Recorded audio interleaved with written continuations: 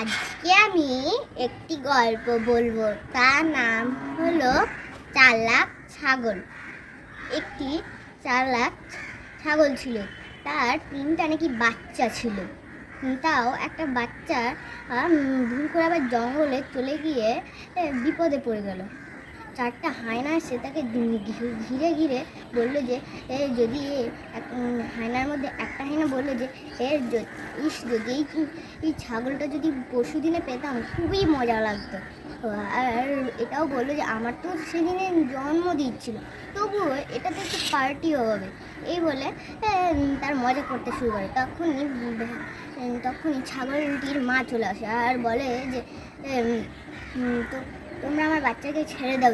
তোমরা জানো সিংহ মামা আমাদেরকে বলেছে যে আমাদেরকে এখানে দাঁড়িয়ে থাকতে, আমাদেরকে নাকি এখানে খাবে। যদি তোমরা থাকো তাহলে তোমাদেরকেও খেয়ে ফেলবে। আর বিশ্বাস না হলে হাতিমা আমাকে জিজ্ঞেস করে। হাতিমা আমাকে দেখে তার বিশ্বাস হয়ে তার ভাবাভাবি করলো। তার মধ্যে একটাই না বললো যে না রে, এগুলো ভাবাভাবি করতে গেলে আমাদেরই প্রাণ যাবে। এইভাবে হায়নারা ছুটে পালিয়ে গেল আর ছাগলের মা একসাথে পালিয়ে গেল। কিছুক্ষণ পালাতে পালাতে সিংহ এসে পড়লো।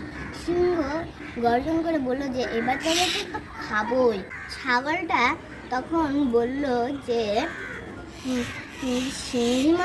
সিংহী আবার আমাদেরকে এখানে দাঁড়াতে বলেছিল। আর সিংহীও বলেছিল যে আমাকে নাকি খাবে আমাদের দুজনকে। তার নাহলে তোমাকে দেখে ফেললে তো তোমারই মান সম্মান হবে না।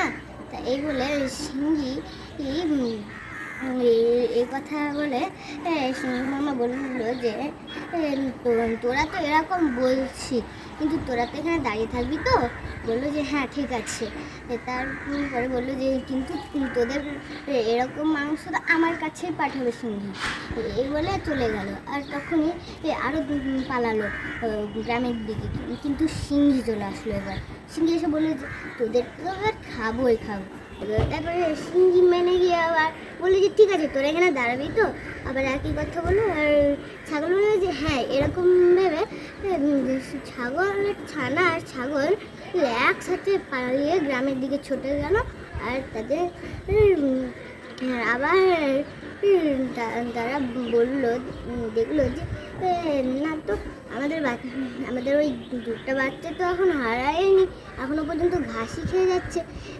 এইবার বলে তারা আবার নিজের মতো জীব। গল্পটা থেকে নীতিটা হলো সময়, ধৈর্য আর বুদ্ধি, এগুলো থাকলেই আমরা জয় হতে পারব।